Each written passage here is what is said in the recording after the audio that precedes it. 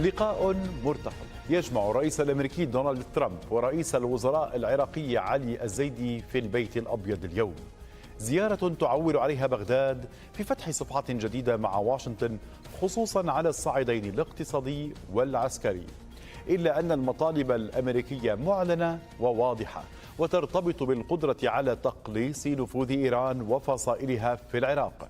فهل ينجح الزيدي بمعالجة ملف السيادة؟ هل يطوع كل القوى الفاعلة في المشهد العراقي لصالح هذه الرؤية؟ وهل ينجح في تسويق العراق كبيئة استثمارية آمنة للشركات الأمريكية ولاحقا العالمية؟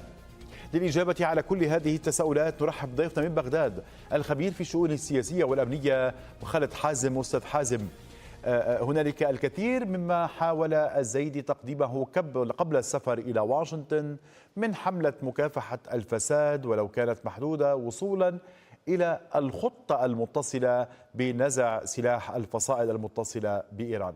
ماذا حقق في الأسابيع القليلة منذ منتصف مايو الماضي حتى اليوم؟ وماذا سيسمع في واشنطن وماذا سيعد الإدارة؟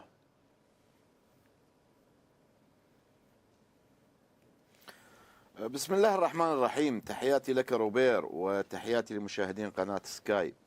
يعني حقيقة الملفات هي معقدة، يعني لا يمكن أن يحمل الزيدي العصا السحرية لحلحلة كل هذه الملفات وبفترة زمنية وجيزة، لكن هو كان لديه الجرأة أن يذهب باتجاه البدء بملفين مهمين، وهو ملف حصر السلاح بيد الدولة وملف مكافحة الفساد. وبدون هذين الملفين لا يمكن للعراق أن ينهض وأن يكون فاعل اقتصاديا وأن يكون لديه رؤية ضمن المعادلة الإقليمية الجديدة. لذلك ذهب الزيدي باتجاه فتح هذه الملفات. ملف الفساد يعني نحن لا زلنا في بدايته، هنالك بوابات ستفتح، كل مجموعة يتم إلقاء القبض عليها تفتح بوابة لأسماء آخرين. ونحن هنا في بغداد داعمين لهذه الحملة، طبقات مجتمعية شبابية نخب، كل الطبقات المجتمعية، ولا يمكن للسيد علي الزيدي أن يعني يتخلى عن هذه المهمة، لأنه أصبح اليوم ملف مهم، وهو تكلم به وقال أنا كلفت بهذه المهمة من أجل الشعب. إذن نحن أمام هذا التحدي. في وقت من الأوقات كانت هنالك لا توجد إرادات حقيقية للذهاب باتجاه أن تفتح هذه الملفات، وكان هنالك من يضع العصا بالعجلة أمام رئيس الوزراء.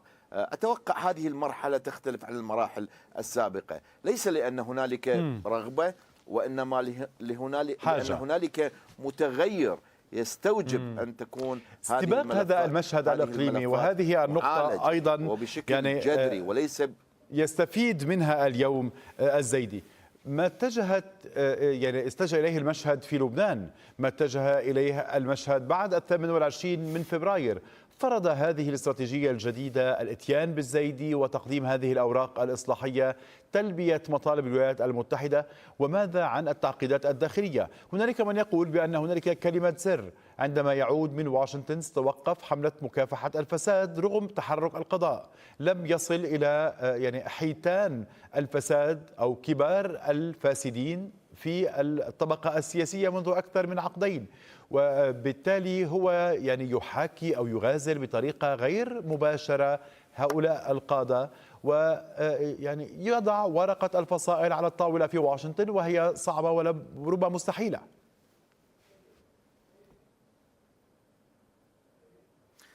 روبير، نحن ننظر لها من زاوية أخرى. يعني هنا في العراق، يعني في وقت من الأوقات كانت الحكومات لا تستطيع أن تفتح أو تتكلم مجرد في أي اجتماعات حزبية أو اجتماعات لإدارة الدولة بهذه الملفات. اليوم ملف حصر السلاح بيد الدولة أصبح ملف ضرورة أن يتم فتح هذا الملف، وهنالك مؤيد لهذا الملف. وفي وقت من الأوقات كانت لا توجد إرادة سياسية تتطابق مع الإرادة الحكومية والقضائية في مثل هكذا ملفات.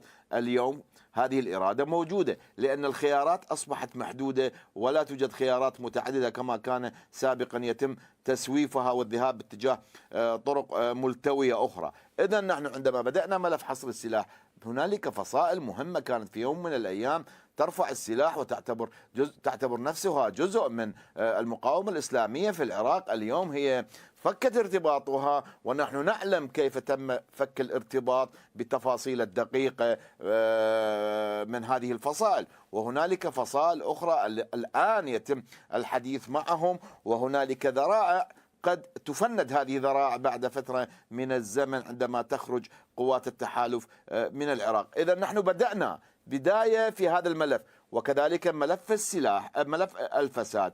نعم ما تفضلت به دقيق، لكن أنا أرى أنه العمل بدأ من قاعدة الهرم، وكلما تقدم شيئا باتجاه الصعود هو سيتم تفكيك الشبكات الموجودة والمرتبطة بالقيادات الرئيسية. فعندما كل ما يتقدم مرحلة هو سوف ينهي مجموعة ويفكك شبكات وتفكك عقد، وبالتالي قد يجد رأس الرمح في هذه الملفات يجد نفسه وحيدا لا يستطيع أن يتحكم ويعمل كما كان سابقا بالأدوات التي لديه.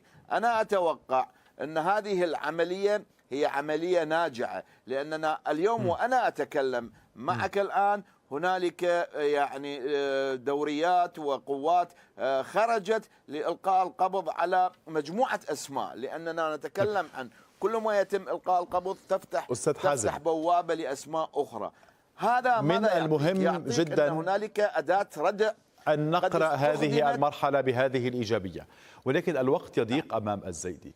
هو يريد الذهاب إلى عراق جديد، بناء الثقة ليس فقط مع الإدارة الأمريكية ولكن مع الأسواق العالمية. عندما يلتقي رئيس حكومة عربية شاب، كبرى الشركات الأمريكية في التكنولوجيا في الصناعة، شركات نفطية أيضا عملاقة، شركات تكنولوجيا والذكاء الاصطناعي، هو بحاجة لأرضية ثابتة لتقديم هذه المشاريع الاستثمارية وللتعود بالفوائد للعراقيين للاقتصاد العراقي وبطبيعة الحال لهذه الشركات. هذه البيئة غير موجودة اليوم في العراق، وربما على الزيدي الكثير من السؤال إن كان لجهة السلاح أو لجهة دور القضاء أو لجهة البنية التحتية والحداثة. شوف أستاذ روبير، حقيقة الواقع الآن يختلف عن الواقع السابق، هذا ما نراه حقيقة. لماذا؟ لأن المتغير الذي قد يحصل اللحظي هو الذي سيغير معالم ما سيحصل في العراق. نعم الزيدي أمامه مسافة أو طريق طويل لإنهاء هذا الملف، لكن في كثير من الأوقات نرى أن عملية الاحتواء لهذه الملفات بدأت تنتج ثمارها. نعم نحتاج إلى أرضية أمنية مستقرة لأجل الاستثمارات الكبيرة، ولكن أنا لا أتوقع الزيدي سيعمل بمفرده، هنالك من سيساعده في عملية قضم هذه الملفات وإنهاء هذه الملفات ضمن محددات زمنية قد توضع.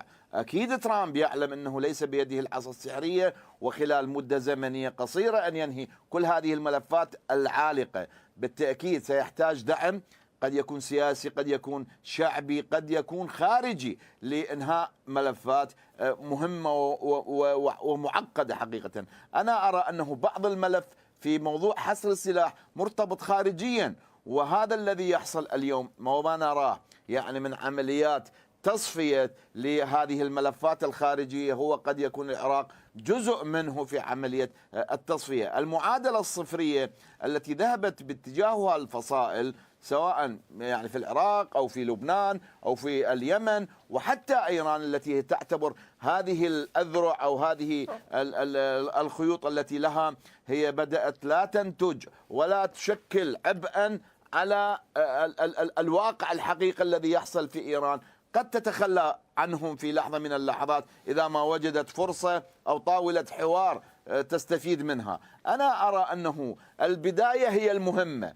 أفضل من أن لا نبدأ، وبالتالي صحيح. الأمور سوف تتراكم، ونحن ما نشهده الآن هي تراكمات لسنين لا يوجد حساب، أستاذ مخلد، لا يوجد اسمح لي أن يعني أقفل استطلاع الرأي من أجل مع مشاهدينا. وقبل أن نختم هذا الحوار، كنا قد سألنا عبر منصات سكاي نيوز عربية كيف ستتعامل الفصائل العراقية المسلحة مع مخرجات اجتماع الزيدي مع ترامب في واشنطن. 65% قالوا إنها سترفض رفض قاطع لتسليم السلاح، و35% إنها ستلجأ للتهدئة المشروطة. كنت أريد قراءة هذه النتائج أو ربما التشكيك في تسليم هذا السلاح، ولكن انتهى وقتنا. أشكرك جزيلا شكر أستاذ مخلد حزم، الخبير في الشؤون السياسية والأمنية من استديوهات سكاي نيوز عربية في